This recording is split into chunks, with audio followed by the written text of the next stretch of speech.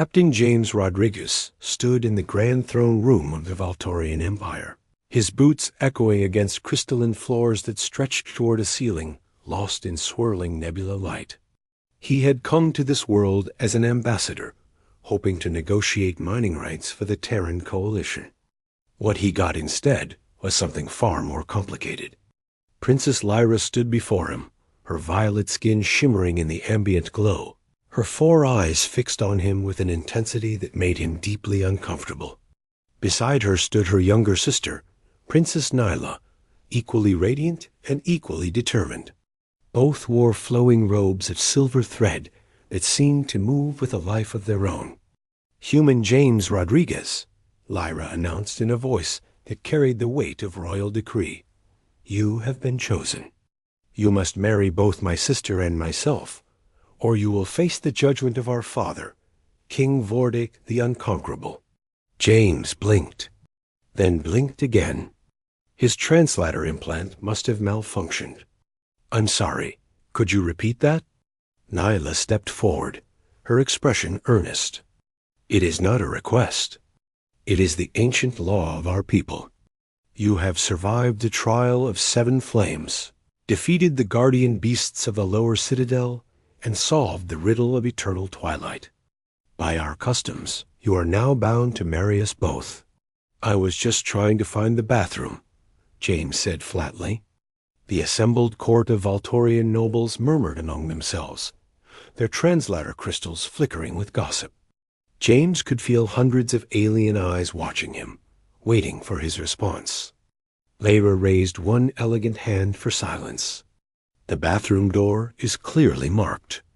You chose to enter the Chamber of Trials. You solved puzzles that have stumped warriors for 3 generations. You tamed the fire cats of Morden. You cannot claim ignorance now." James ran a hand through his hair, buying time to think. The Terran coalition had been very clear in their instructions. Do not start an intergalactic incident. Unfortunately, refusing to marry 2 alien princesses probably qualified as exactly that. "Look," he said carefully, "I'm honored, truly. But humans don't practice polygamy. Well, most don't. It's complicated. And I barely know you." Nyla tilted her head, confusion rippling across her features. "What is there to know? You have proven your worth. You are strong, clever, and brave. These are the qualities we seek in a consort. The marriage would unite our houses and bring strength to both our peoples. Your people need mining rights, do they not?" Lyra added smoothly, "King Vordic has been reluctant to grant them. But if you were family, bound by marriage to the royal line, such agreements would be trivial to arrange." James could practically hear his superiors back on Earth screaming at him to take the deal. Unlimited mining rights to one of the richest asteroid belts in the sector. Political alliance with one of the most powerful empires in this arm of the galaxy. All he had to do was marry 2 women he'd just met who happened to be aliens. "And if I refuse?" he asked. The temperature in the room dropped noticeably. The assembled nobles backed away, creating a clear space around James. "Then you would face King Vordic in the arena of truth," Lyra said quietly. "He would challenge you to combat for the insult to his daughters. My father has never lost a battle. His claws have torn through starship hulls. His roar can shatter moons. He is called the Unconquerable for good reason." "Right," James said. "So it's marriage or death. Great options." Nyla moved closer, her expression softening. "It would not be so terrible, would it?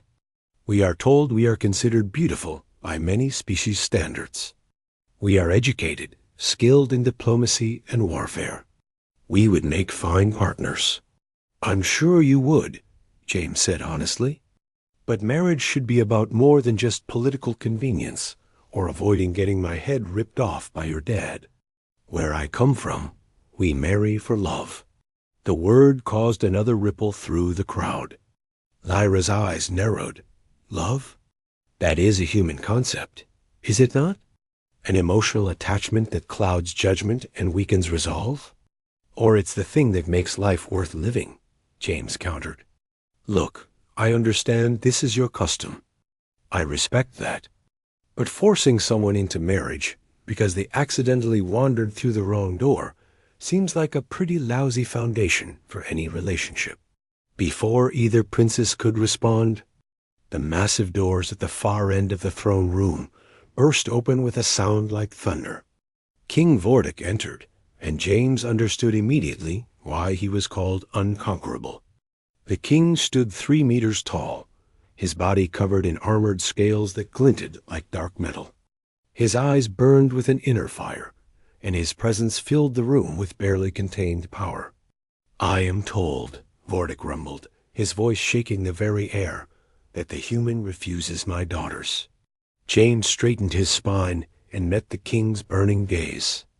If he was going to die, he'd do it standing up. With respect, Your Majesty, I haven't refused them.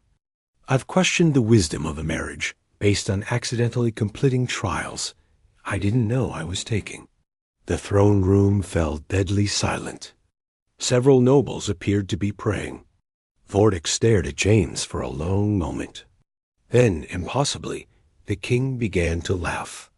It was a deep, booming sound that rattled the crystalline floors and set the nebula lights swirling faster overhead. You have courage, human. I like that.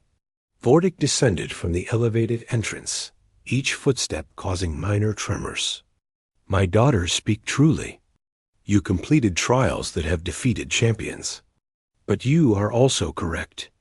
A marriage without foundation is weak, easily broken. Lyra and Nyla both turned to their father in surprise. Father, the ancient laws, Lyra began.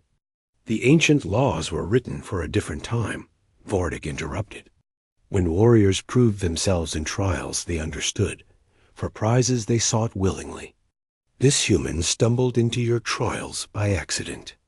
There is no honor in forcing a bond he did not seek. The king turned his full attention back to James.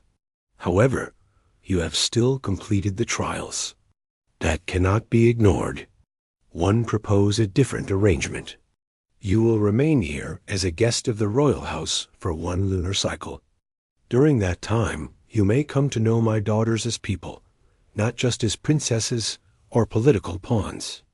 If, at the end of that time, you wish to pursue a bond with one or both of them, you may do so with my blessing. If not, you will leave with the mining rights your people seek and our friendship intact. James considered the offer. It was far better than being torn apart in an arena, and honestly better than being forced into immediate marriage.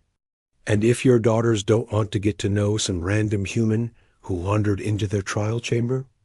Nyla spoke up quickly. I would not object to such an arrangement. Lyra hesitated, then nodded slowly. Nor would I. Perhaps father is right. Perhaps we should understand each other before making such permanent decisions. Then it is settled, Vortic declared. Human James Rodriguez, you are hereby declared a royal guest. My daughters will show you our world, our customs, our people. You will learn what it means to be Valtorian, and they will learn what it means to be human. At the end of 1 lunar cycle, we will reconvene and see where hearts have led. James let out a breath he hadn't realized he'd been holding. Thank you, Your Majesty. That's more than fair. Vortic leaned down, bringing his massive head close to James. When he spoke, his voice was low enough that only James could hear. I know you came seeking resources for your people, but resources without allies are just rocks floating in space. My daughters are fierce, intelligent, and kind. Give them a chance. Not because I command it, but because they deserve it. And perhaps you will find that what you stumbled into by accident is what you needed all along. The king straightened and addressed the court. Let it be known that the human James Rodriguez is under royal protection. Any who harm him answer to me.